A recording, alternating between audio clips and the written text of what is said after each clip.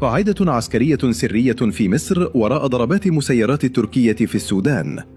تقرير لنيويورك تايمز يكشف أن مشروع استصلاح الأراضي في شرق العوينات الذي يبدو زراعياً هو في الحقيقة غطاء لقاعدة عسكرية مصرية تستخدمها الطائرات التركية لضرب أهداف عسكرية في السودان.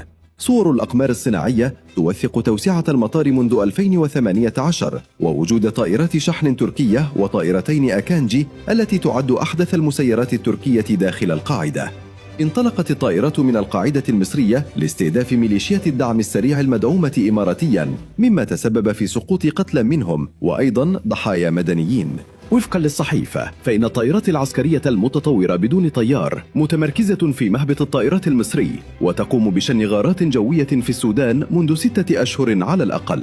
الضربات بدأت بعد سيطرة الدعم السريع على مدينة الفاشر، وتم تسجيل استهداف قوافل عبر الحدود الليبية عدة مرات مع تواجد مسيرات أكانجي التركية داخل القاعدة المصرية، وهي الطائرات القادرة على التحليق لمسافات طويلة وحمل متفجرات أكبر.